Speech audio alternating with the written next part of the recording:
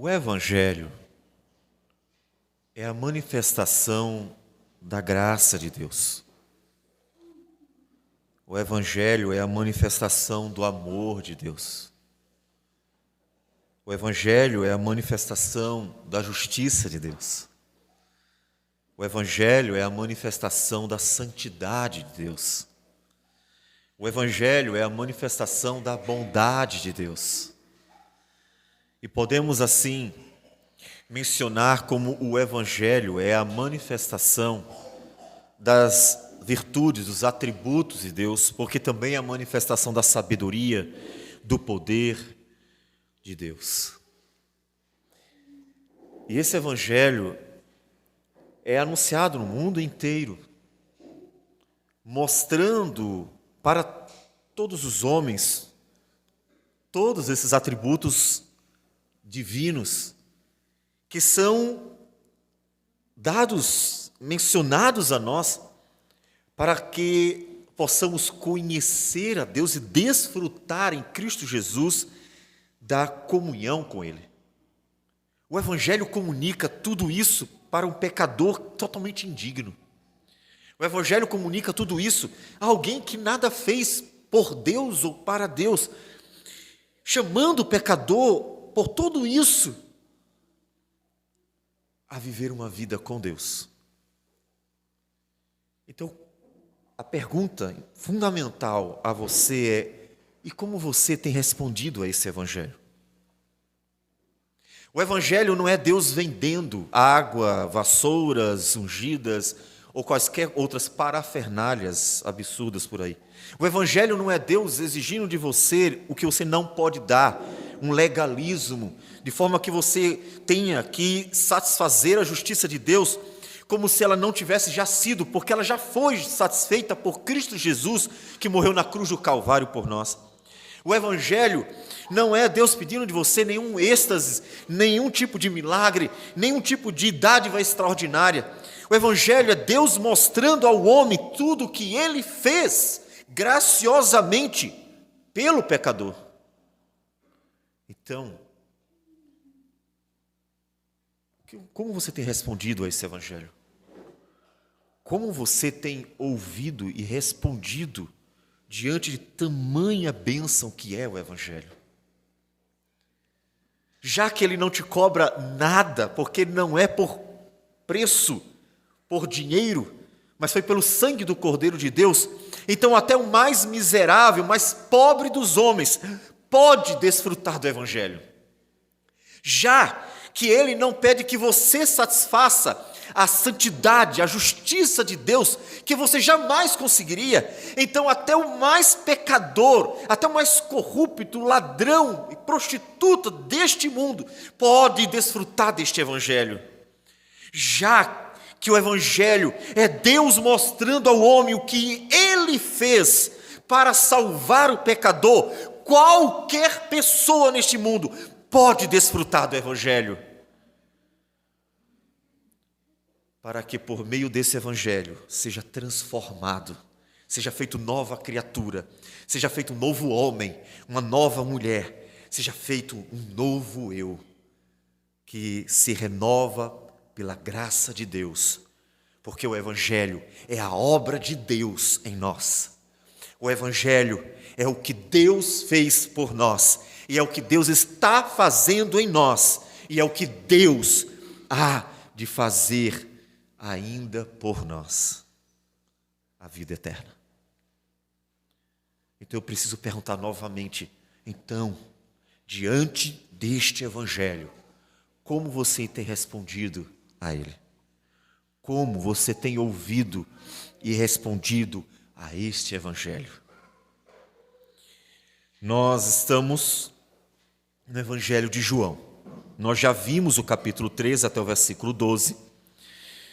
E nós vamos dar continuidade, porque o nosso propósito é a exposição dos Evangelhos. Então, por isso, ora, estamos em Mateus, que tomamos como texto base dos sinóticos, ainda que às vezes tenhamos que ir a Lucas, porque tem alguns textos que nós não encontramos em Mateus nem em Marcos.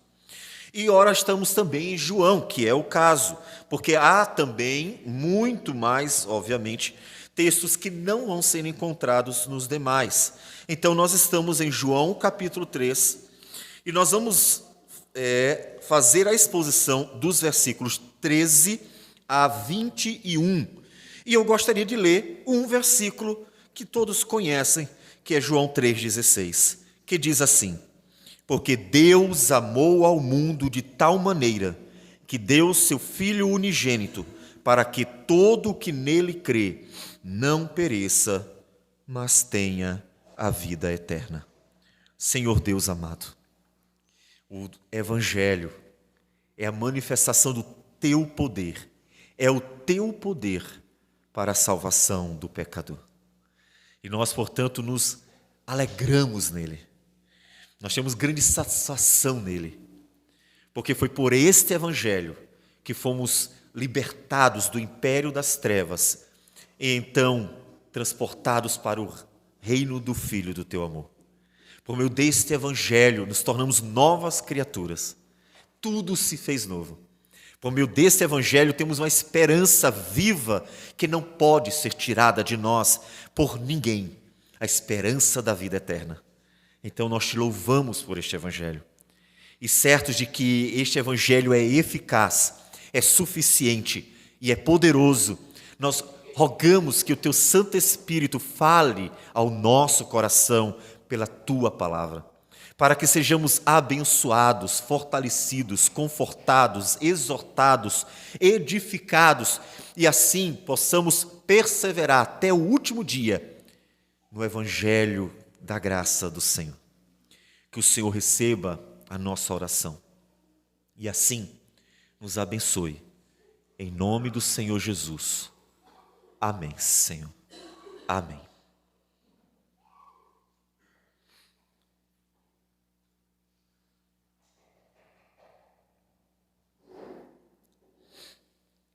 O texto que nós vamos expor hoje, ele está dentro de um diálogo entre Jesus e um fariseu, mestre da lei, chamado Nicodemos.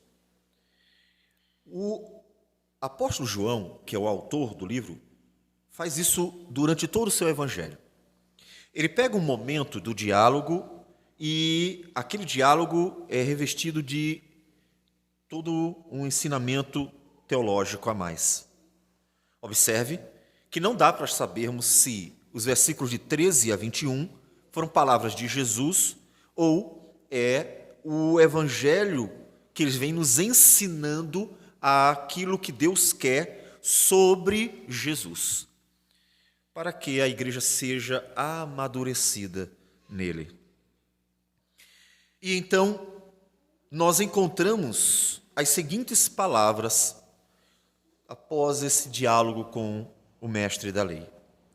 Ora, ninguém subiu ao céu, senão aquele que de lá desceu, a saber, o Filho do homem que está no céu. E do modo por que Moisés levantou a serpente no deserto, assim importa que o Filho do homem seja levantado, para que todo o que nele crê tenha a vida eterna. O Senhor Jesus está ensinando para Nicodemos algo bem elementar.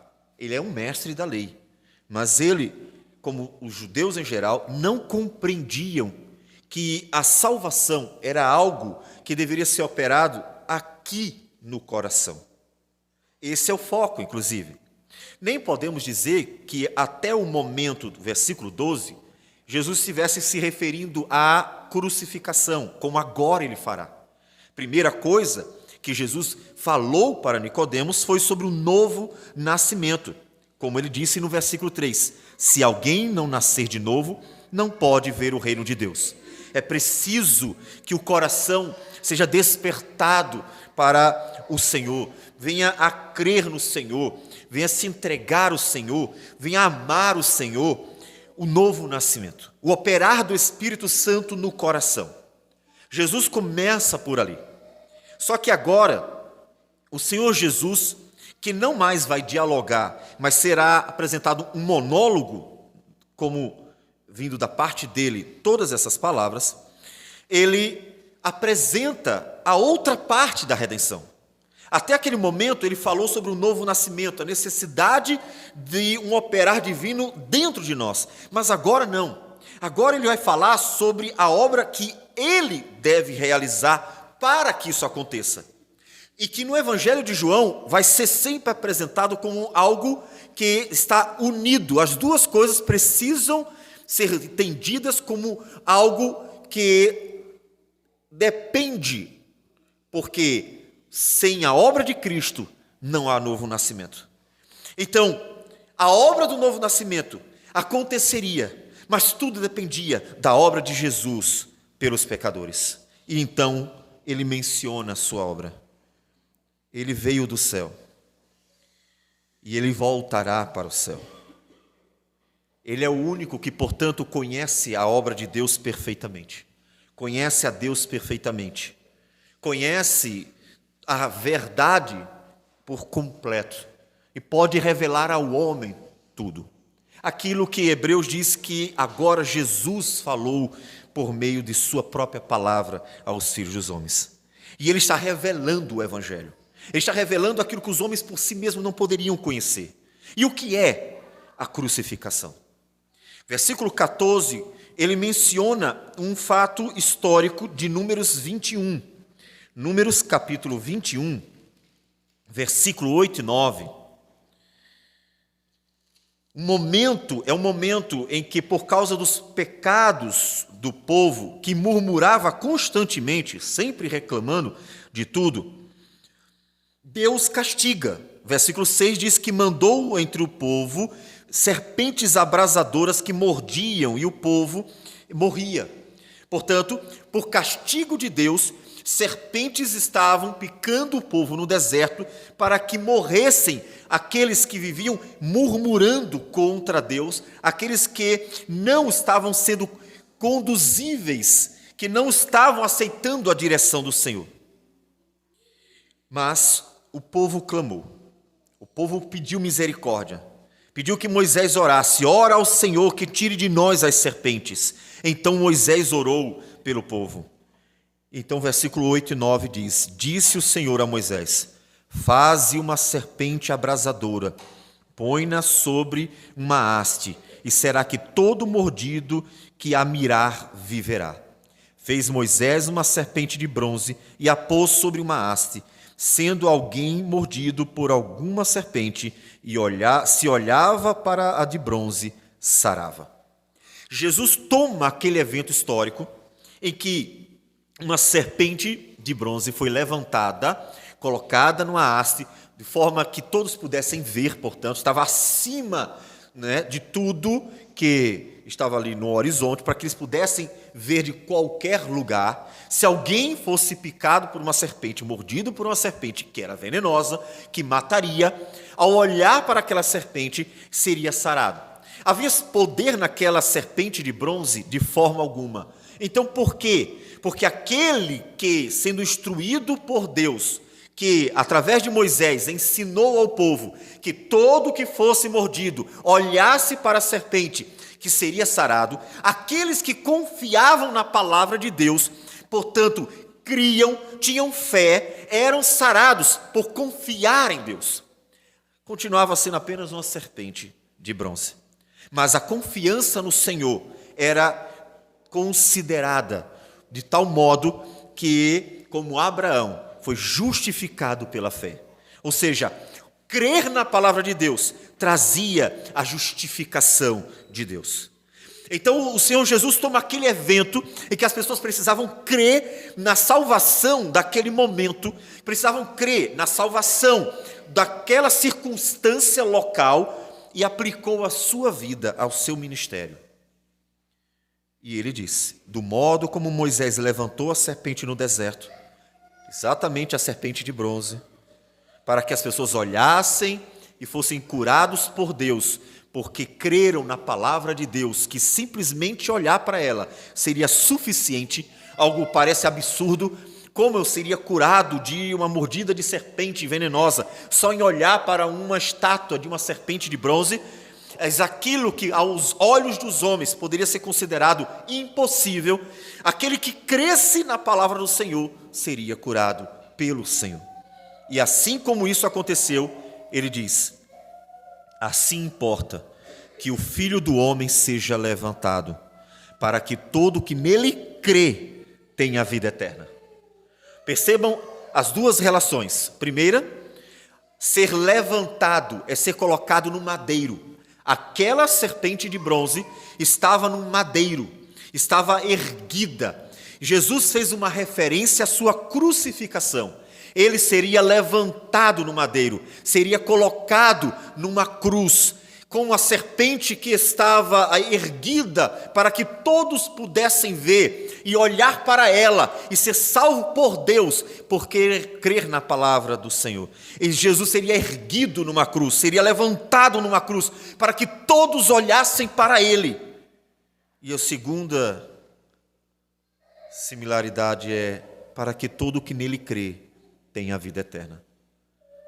Ninguém olharia para a serpente apenas por olhar, olharia por ter crido no Senhor. Aquele que desprezasse a palavra de Deus e considerasse, mas que absurdo, quem vai ser curado da mordida de uma serpente só por olhar para uma estátua? Se alguém porventura duvidasse da palavra ensinada por Moisés, mas vinda da parte de Deus, simplesmente ignoraria aquilo que foi posto como salvação do povo de Israel. Da mesma forma, como aqueles que acham absurdo que crer em Jesus é a salvação, que olhar para o Filho de Deus exposto ao mundo numa cruz, e então crer que Ele é o justo e justificador, que tem em suas mãos o poder para perdoar os pecados, para dar a sua justiça ao pecador e para conceder-lhe a vida eterna, portanto, livrando da morte aquele que duvidar, portanto, também não olhará. Mas todo que nele crê tem a vida eterna. A serpente, por olhar para ele, para ela, naquele momento, o homem era livrado da morte. Aquele que olha para Cristo também é livrado da morte. Se você acha absurdo, lamento, você seria mais um israelita que duvidou e morreu, porque não creu na palavra do Senhor. Mas se você, apesar de, como disse o apóstolo Paulo em 1 Coríntios, olhar para a crucificação e para muitos ser considerada como loucura, mas você crê, você estará crendo no poder de Deus para salvar o homem por meio de Cristo Jesus. Veja que Jesus estava falando da nova vida. Agora ele apresenta a crucificação. Não dá para separar. Não haveria a dádiva do Espírito Santo se Jesus não tivesse sido erguido numa cruz. Porque se Jesus não tivesse sido erguido numa cruz, não haveria sido satisfeita a justiça de Deus. O pecado não teria sido pago. E assim, o homem não poderia receber nova vida. Portanto, há uma necessidade de olhar para Cristo. Ser cristão, portanto, é ser unido a Cristo. Tem que ser unido a Cristo, porque somente por Cristo há nova vida. Ser cristão não é ter um novo comportamento apenas.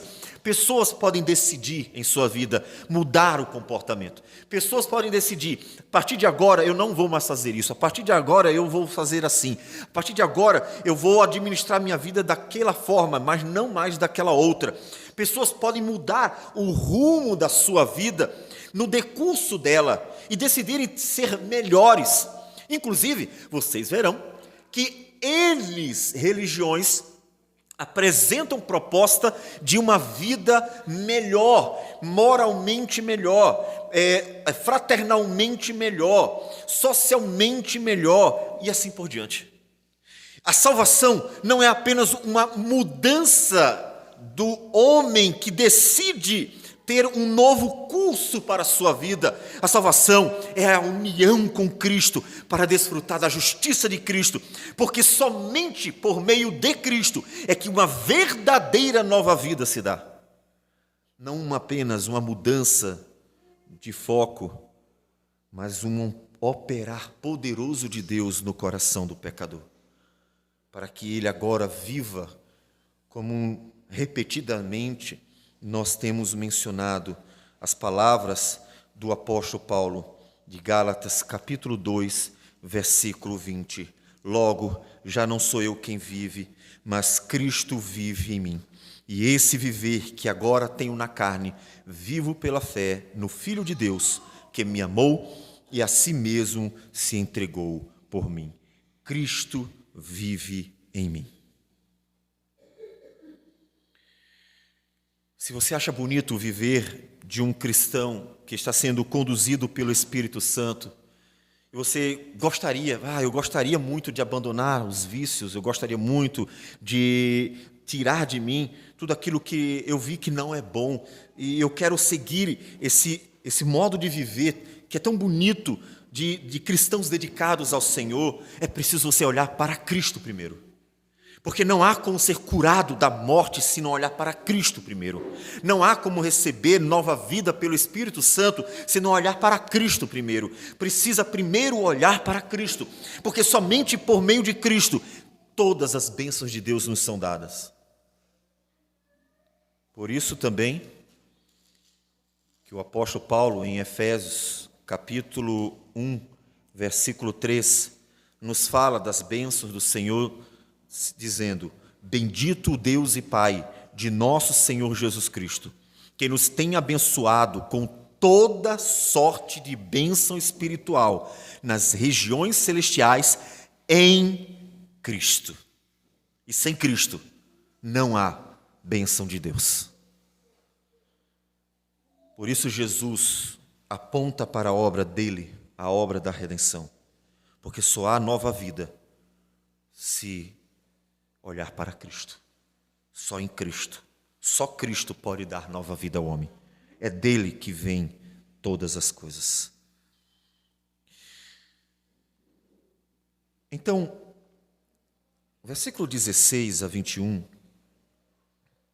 como nós já falamos, parece mais palavra do autor do que do próprio Jesus. Não que ela seja de menor importância, porque é palavra de Deus dada pelo apóstolo João. Parece que, de fato, ele está deixando da parte de Deus todo um momento mais profundo, explicando a obra de Cristo Jesus por nós. Pode ser palavra do próprio Jesus dada naquele momento? Claro que pode. E seja de uma forma ou de outra, seja Jesus tendo falado naquele momento, ou o autor trazendo da parte de Deus tudo aquilo que Jesus ensinou e colocando naquele momento para explicar a obra de Cristo, é palavra de Deus, de uma forma ou de outra. E então, ele nos diz o seguinte, versículo 16.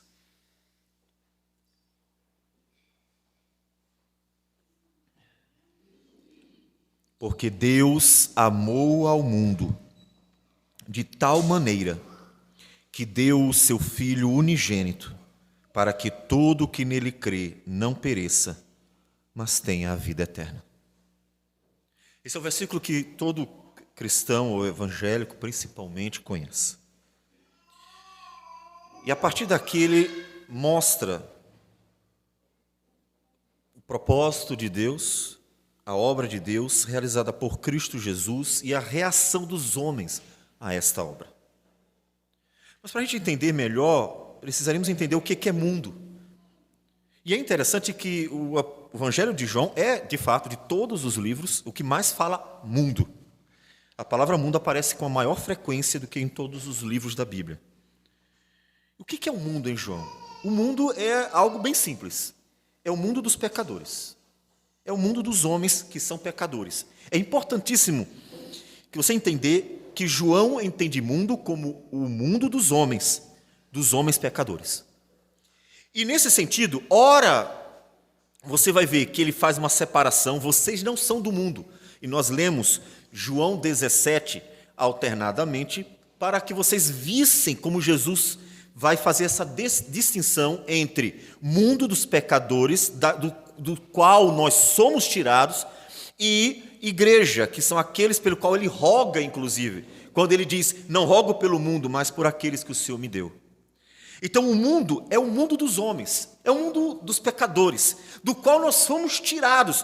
Portanto, em certo sentido, ainda estamos sim no mundo. E Jesus diz, vocês ainda estão, eu vou para o Pai, mas vocês permanecem no mundo. Então o mundo é essa realidade. O mundo é tudo isso que nós temos ao nosso redor. É toda essa realidade social de homens debaixo do pecado. Isso é mundo. Não devemos, em hipótese alguma, forçar uma ideia de que a palavra mundo aqui signifique igreja. É um equívoco absurdo, porque você pode ver isso no evangelho inteiro. A palavra mundo não é usada como sinônimo de igreja, mas é desse mundo que a igreja é tirada de fato. Então, a primeira leitura mais simples é de fato a leitura correta. Deus amou o mundo. De forma geral, ele mostra que a obra da salvação é uma manifestação do amor de Deus por este mundo. E o que é o mundo? É esse universo de humano, de pecadores. É essa realidade de uma sociedade de pecadores. Deus manifesta o seu amor ao mundo. O propósito dele é mostrar que o evangelho é uma manifestação do amor de Deus. Ele não está aqui especificamente querendo tratar do amor de Deus por cada pessoa e sua relação pessoal. Ele quer mostrar como o evangelho é uma manifestação do amor de Deus a este mundo de pecadores. É uma manifestação. E é por isso, por ser uma manifestação do amor de Deus a este mundo de pecadores, que de lá ele tira pecadores. Tanto que em Romanos, capítulo 5, versículo 8, o apóstolo João diz, mas Deus prova o seu próprio amor para conosco, pelo fato de ter Cristo morrido por nós, sendo nós ainda pecadores. Percebem a similaridade? Deus mostrou o seu amor por nós no mundo. Nós estávamos no mundo. Nós estávamos vivendo a realidade deste mundo debaixo do pecado. Nós estávamos ali. E foi ali que Deus mostrou o seu amor. Exatamente o que é dito em João. Deus amou o mundo e eu estava lá. A manifestação do amor de Deus ao mundo, que é este universo de homens pecadores. Para de lá tirar eles, aqueles que creem. Então, sim, o evangelho é a manifestação do amor de Deus. Com certeza, a cruz do Calvário é a maior manifestação do amor de Deus. Evidentemente, também de outros atributos, como nós já mencionamos, a justiça de Deus que fora satisfeita, a santidade de Deus demonstrada pelo tamanho do juízo divino sobre o seu próprio Filho, a bondade de Deus que dá o seu Filho para nos salvar e assim por diante, a sabedoria de Deus que projetou o plano da salvação, o poder de Deus, a eficácia da obra da redenção, tudo isso manifesto na cruz do Calvário, inclusive o amor, que de todos os atributos divinos é o que mais é relacionado à cruz do Calvário nos livros da Bíblia, como nós vimos agora. Deus mostra o seu amor no Evangelho. Percebe que isso agrava o pecado dos pecadores? Deus, santo, justo, fiel, puro, verdadeiro, amável, virtuoso e tão perfeito em todo o seu ser, decide ter misericórdia de pecadores e manifesta o seu amor, entregando o seu Filho na cruz do Calvário para pagar o preço da dívida dos pecadores. E assim ele mostra o seu amor. E aí o pecador arrogante diz assim, não quero. E se vira para o seu legalismo, decidindo ser bom aos seus próprios olhos, tentando satisfazer a justiça de Deus por si mesmo.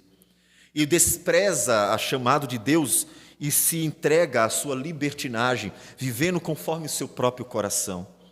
E assim ignora todo este amor para fazer aquilo que bem entender. Percebe a gravidade do pecado por causa da manifestação do amor de Deus na cruz do Calvário? Se você rejeitar a Cristo, você rejeitou o amor de Deus manifesto na cruz. Não é o amor numa relação pessoal com você. A falta dessa compreensão é que faz haver uma confusão entre teólogos. Não é a manifestação do amor numa relação pessoal. Deus ama você e aí está numa relação pessoal, como se Deus estivesse insistindo contigo porque Ele te ama. Não. Deus não precisa de você. É uma manifestação geral, é uma manifestação do seu amor, ou seja, uma propagação do seu amor, ou seja, uma exposição do seu amor, não uma relação pessoal, porque essa relação pessoal com o amor de Deus se dá por meio da fé em Cristo, se dá por meio de Cristo Jesus, se dá por meio da união com Cristo Jesus. Aí sim você vai ver como é bom ser amado por Deus numa relação pessoal, em que Ele fala conosco pela palavra, em que Ele cuida de nós de uma forma carinhosa, amorosa, todos os dias, em que Ele ouve nossas orações por meio de Jesus, o nosso mediador. Essa é a relação pessoal de amor com Deus, uma relação que se estabelece em Cristo, por meio do Espírito Santo que opera em nós todos os dias. Como diz o apóstolo Paulo em Romanos, capítulo 8, o próprio Espírito, o Espírito do Senhor, testifica com o nosso Espírito que somos filhos de Deus. Uma relação pessoal, o Espírito de Deus operando em nós e testificando para nós que somos filhos de Deus. Mas aqui em João 3, a manifestação do amor de Deus é uma manifestação geral. Mas quando você despreza Cristo, você está desprezando o amor de Deus. Você está desprezando o amor que Deus manifestou na cruz do Calvário. Portanto, pense na gravidade do pecado. Você desprezou tudo que Deus fez em Cristo Jesus para salvar pecadores. Já pensou nisso?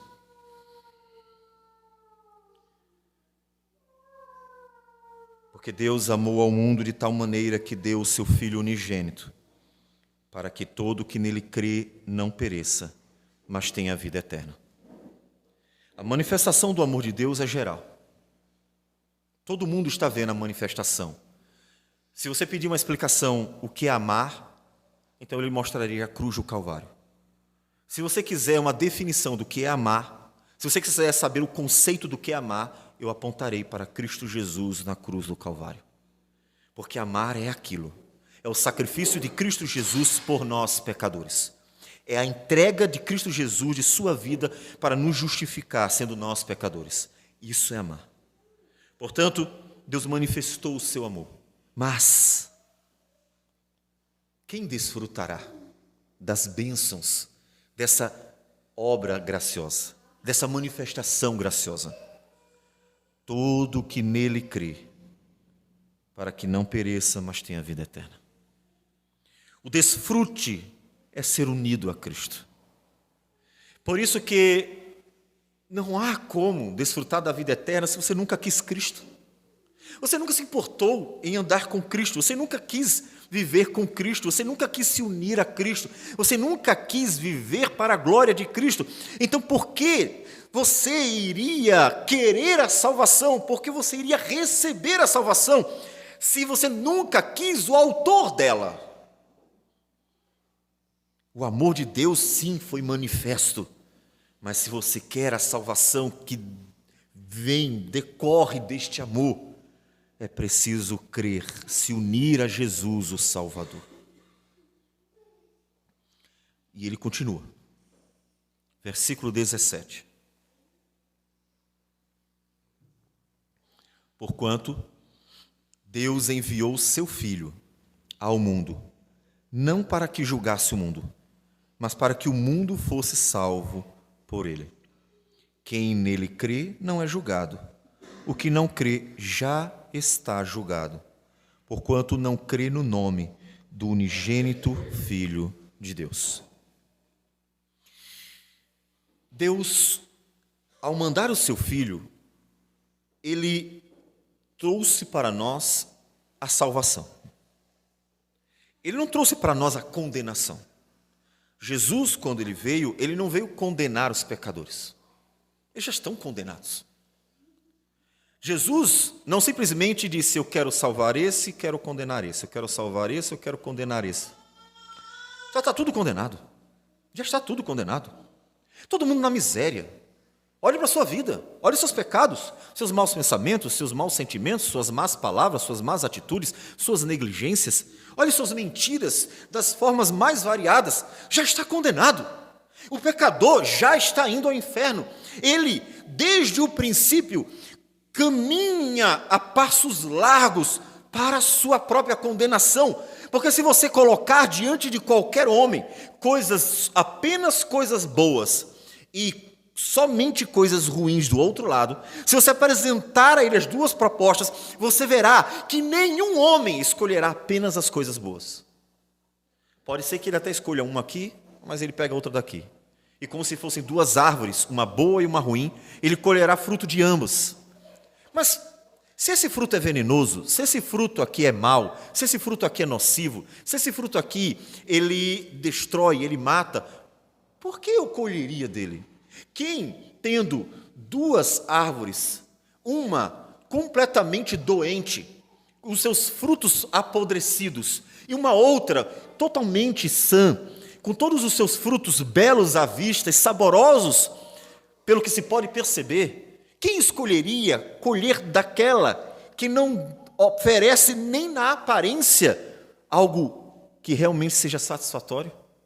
Mas o pecador irá colher daqui e colher daqui, colher daqui, colher daqui. Mas como é que ele é capaz de colher daqui? Ele foi feito à imagem de Deus. Deus colocou a lei em seu coração, diz Paulo em Romanos. Então ele é capaz de ver que aqui tem alguma coisa boa, mas ele é incapaz de dizer, aqui eu não quero nada, porque eu estou vendo que só tem coisas ruins. Porque o seu coração pecador faz com que ele deseje e então caminhe para a sua própria destruição. E assim os homens já estão condenados. Portanto, o autor explica, Jesus explica, eu vim para salvar. Condenados vocês já estão. Os homens, quando condenados por Deus, jamais poderão dizer, Senhor, o Senhor simplesmente me condenou. O Senhor é o culpado porque me condenou. Não! Jamais poderá um pecador dizer que Deus simplesmente o condenou, como se não houvesse uma razão, como se não houvesse uma causa. O homem condenou a si mesmo ao escolher o caminho da morte, porque Deus apresentou para ele o caminho do bem e do mal. Diz a palavra do Senhor em Deuteronômio, capítulo 30, versículo 15, Deus diz, vê que proponho hoje a vida e o bem, a morte e o mal. Deus colocou diante do homem as duas coisas, a vida e o bem, a morte e o mal. Mas o homem escolhe o caminho da morte. Portanto, o Evangelho ele manifesta verdadeiramente graça. Porque o Evangelho não é Deus querendo condenar pessoas, é Deus mostrando sua graça salvadora. Porque o homem já está condenado. O homem está condenado. O problema é ele reconhecer. Por isso que o Evangelho ele tem que começar com a realidade de quem você é.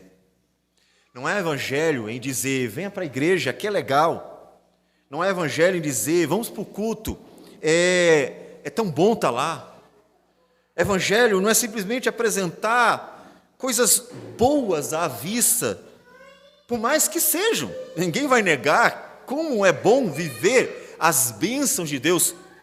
O Evangelho começa quando ele diz a você a realidade, você está condenado, você está indo ao inferno, você merece o juízo de Deus, porque você afronta a ele todo dia. Portanto, o Evangelho tem que começar com a realidade. Se você não se ver assim, então não adianta continuar. Não há evangelho para aquele que, como um fariseu, não consegue ver a si mesmo como pecador. Não há evangelho para aqueles que, como os fariseus, se achavam bons aos seus próprios olhos. O Senhor Jesus contou uma parábola do fariseu e do publicano, vocês lembram? E nessa parábola, o fariseu, ele diz: Senhor, obrigado porque eu sou bom, eu jejuo, eu faço isso, eu faço aquilo outro. Eu não sou um pecador miserável como aquele publicano ali. Aquele fariseu estava perdido. Poderia ser um mestre da lei, poderia conhecer toda a Bíblia, poderia ser um homem profundamente religioso, poderia estar todos os dias no templo, mas aquele fariseu estava indo para o inferno. E no inferno ele poderia perguntar a Deus: por que eu fui condenado? E a resposta era simples: porque você não servia como um pecador, portanto não olhou para a salvação do Senhor. Aquele que acha que não está morrendo, não vai ao médico. A pessoa que fosse picada pela serpente no deserto, israelita, e achasse que não ia dar em nada, a serpente veio, picou, e apesar dele ver que outras pessoas picadas morreram, eu acho que ele é mais forte. Não, um rapaz realmente forte. Ele poderia pensar: olha, eu não sou fraco como aquele ali morreu porque ele é fraquinho. Então o veneno conseguiu tomar conta, mas eu sou forte. Eu vou tentar tirar esse veneno. E tentasse procedimentos para tentar tirar o veneno, e então, achando que era forte o suficiente, foi tentando encontrar meios para se livrar da morte, porque a serpente havia picado, e ele estava, portanto, condenado à morte, mesmo sem reconhecer. Aquele homem não olharia para a serpente abrasadora que fora posta na haste, que era o instrumento do momento dado por Deus para a manifestação da fé de cada um e, portanto, a salvação. Ele continuaria tentando se livrar da morte. Ele continuaria tentando tirar o veneno, mas o veneno tomaria conta do seu corpo inteiro. E tomado totalmente pelo veneno, aquele homem iria à morte, e seus esforços seriam vãos, seriam inúteis. E ele não seria curado, ele não seria salvo, de uma forma tão simples que seria só olhar para aquela serpente como uma manifestação de fé. Ele não seria salvo, ele não seria curado, porque ele achou que resolveria seu problema sozinho. Quando o homem acha que não está perdido, então ele acha que também não precisa de ajuda, não precisa de salvação. Já encontrou alguém que precisa de um médico, mas não reconhece? Normalmente os homens dão mais trabalho, né? Dificilmente o homem quer ir no médico. Para todo mundo está vendo: rapaz, vai para o médico, o negócio não está bom, está estranho.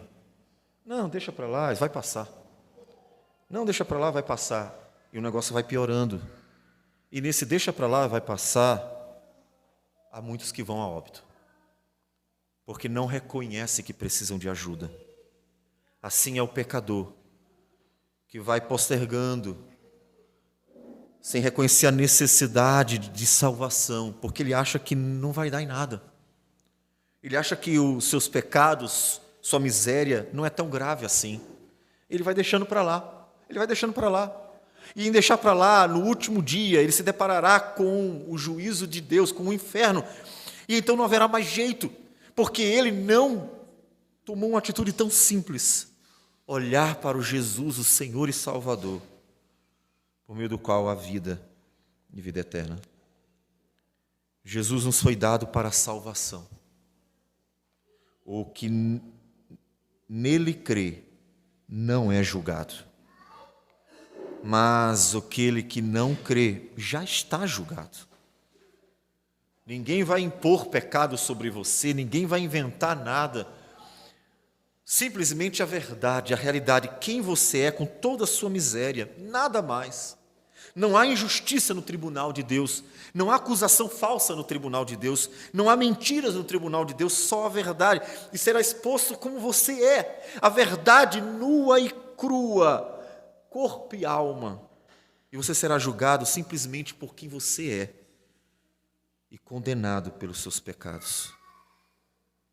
se você não crer no Filho de Deus, se você não entregar sua vida a Jesus Cristo, se você não olhar para Ele, se unir a Ele e andar com Ele, confiando que Ele é a tua salvação, porque Ele pagou os nossos pecados, e unir-se a Ele é unir-se à sua morte e ressurreição.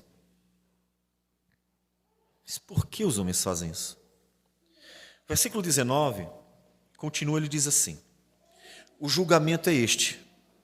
Por que os homens serão julgados?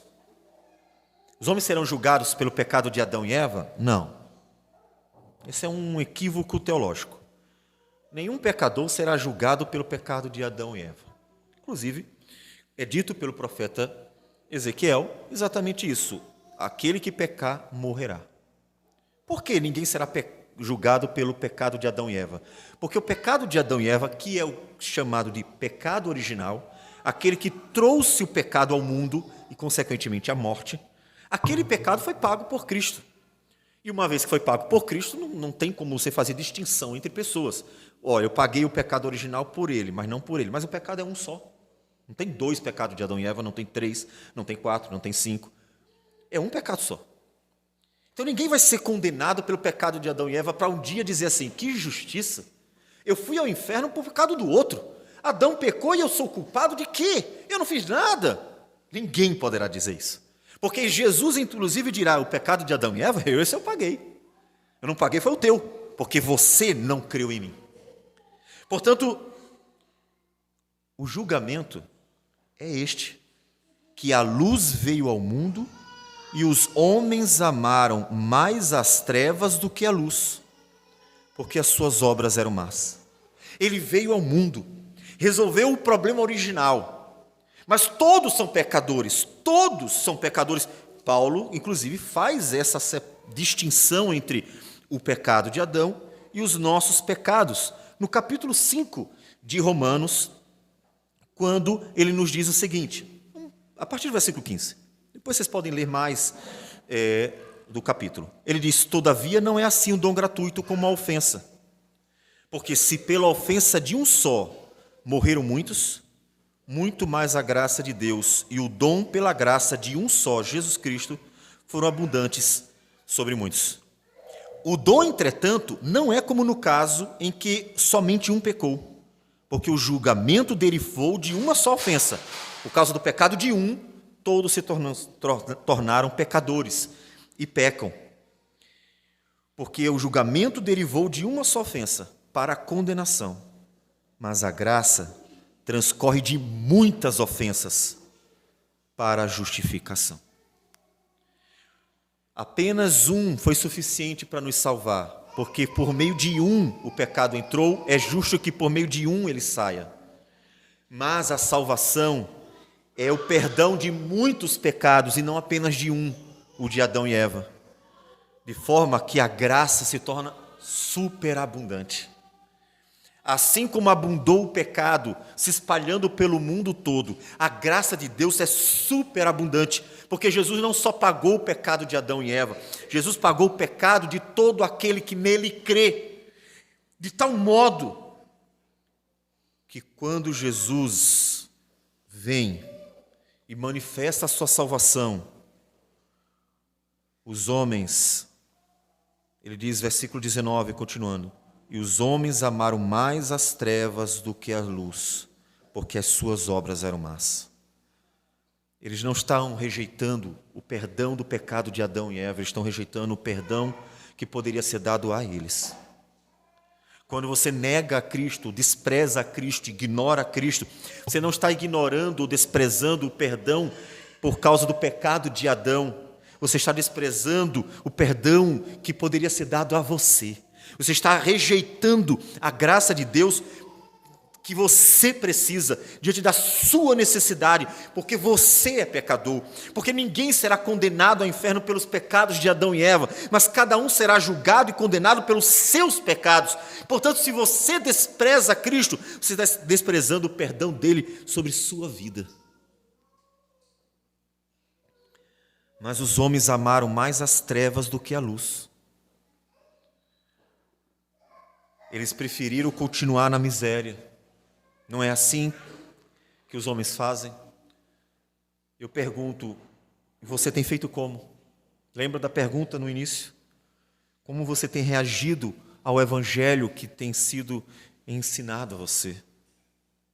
Os homens amaram mais as trevas, eles preferiram as trevas, porque eles são maus. Versículo 20, pois todo aquele que pratica o mal aborrece a luz e não se chega para a luz, a fim de não serem arguidas as suas obras. Ou seja, todo o que quer viver no pecado, todo o que quer viver no mal, todo o que quer viver nas trevas, ele simplesmente foge da luz. Por que as pessoas fogem de Cristo? Porque elas não querem que a luz da santidade do Senhor revele sua miséria. E como elas não pretendem abandonar a sua miséria, então elas fogem da luz. Porque a luz, num lugar escuro, revela o que está lá. A escuridão esconde aquilo que está ali, naquele lugar. A luz revela. E como as pessoas não querem abandonar a sua miséria, então elas fogem da luz, elas correm da luz, porque elas preferem continuar nas trevas, vivendo a miséria de sua própria vida de pecador. Mas aqueles que se achegam à luz é porque reconhecem que precisam do Senhor. E mesmo que a luz do Senhor revele seus pecados, elas estão prontas para se entregar, para se lançar. Elas estão prontas para colocar a vida diante do Senhor, pedir misericórdia, porque o Senhor é poderoso para salvar a vida delas. O Senhor é poderoso para salvá-las.